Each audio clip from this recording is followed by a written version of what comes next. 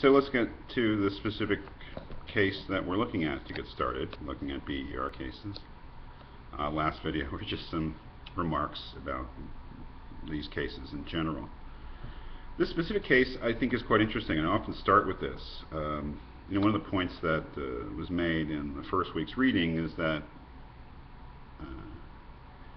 oftentimes when in engineering ethics we look at just these huge disaster cases, just horrible things and big events like the Challenger explosion, Challenger disaster, or the horrible disaster in Bhopal, India in the 80s, or similarly drastic and huge events, or really historical, world historical events, which is not a bad thing. I mean, you should know about engineering having this huge impact on the world at crucial moments. Chernobyl, Bhopal, Challenger.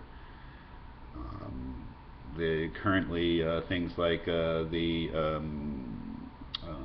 airbag scandal for, I forget which airbag maker for cars, or the GM ignition scandal. I mean, or various other things. There's a huge engineering project going on in Washington State, the Hanford Nuclear Reservation, which is really fascinating and will have repercussions for humanity for thousands of years. These are big things, and yes, you should always read and keep your eyes open, your ears open for things having to do with engineering ethics on the grand scale. But oftentimes I should choose to look at those things. I mean, those are fascinating things. But this class is really, maybe a little more humble in its approach. Again, taking the advice of that first reading. We'll be looking at a range of different issues in engineering ethics, different cases here. And some of them will, deal with really important things. I mean, really important things, life or death things, first canon things, health, safety, and welfare of the public. But I don't think it's a great idea to start that way. And so I often start with this case, case number 05-3, which just means the third case that they dealt with in 2005, failure to respond to client. A really interesting case, And one of the reasons I think it's really interesting is because I think it raises the question, should it even be here at all? That is this important enough to merit the attention of a board of ethical review? And I think that's the question, basically, that I ask you to address in your writing assignment this week. Because basically it's about not responding to somebody's emails, which is, I think, something that all of us have been guilty of at one time or another. And certainly as a teacher who frankly teaches a lot of classes and gets a lot of emails from students, I have been guilty of it. Most people, I think, have, or not returning somebody's phone calls, or basically. I'm not saying that that's not, well, I guess I am asking whether that's really important, or whether it's important enough to merit this sort of sustained attention, whether it rises to the level of a true ethical issue in engineering. I don't know. That's why I think it's interesting to start this way, because I don't know. I'd like to hear what you have to say.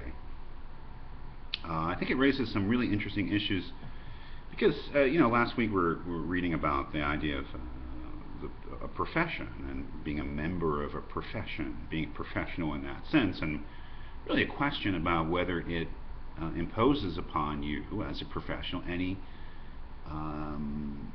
specific or special ethical duties or not, and whether it requires you as a professional to hold yourself to a higher standard of ethics than the average person. It's a very interesting question. And I think this raises that question, because really what we're talking about is not returning somebody's emails for a few weeks, which is a long time, I know, but an old-fashioned guy, email. I didn't grow up with email, so I'm still kind of ambivalent about it. But in any case, it raises these really kind of interesting issues about whether, I think, raises issues about whether professionals can sort of get away with the sort of things that average people can. I think that if it was about a grocery store owner not returning emails for 3 weeks, it wouldn't be an ethical issue. If it was about somebody who runs I don't know, a newsstand, it wouldn't be an ethical issue. Whether it's an ethical issue for a teacher, probably closer to a real ethical issue. Whether it's for an engineer, probably closer, I guess. But in any case, it's a very interesting case, and it really raises some interesting issues, especially about the so-called, well, not so-called, the fourth canon. Engineers shall act for each employer or client as faithful agents or trustees, and thinking about that, which is really the heart of professional ethics after all, is the relationship with the client. At least that seemed to be what Sighart in last week's reading really getting at, that idea of service or altruism or responsibility. That was actually quite interesting case, I think, on that level. It doesn't, it's not about life and death. It's not about somebody's going to go to jail or be sanctioned for not returning somebody's emails. But it may, to a certain, really up to you to decide whether it's trivial or not, and perhaps too trivial to merit, again, this sort of sustained attention. On the other hand, it raises that fundamental issue. Well, you're a professional. The heart of professional ethics is really your relationship with other people, especially your clients. If you, for one reason or another, ignore messages from your client for a period of weeks, and that, whether it may have deleterious, negative effects on the client, it may not, but is that something which is really a lapse in professional ethics, or is it something that you just can't really, would be unreasonable to hold the engineer to that highest standard? It really, again, it raises some really interesting issues, and I'm curious to see what you have to say.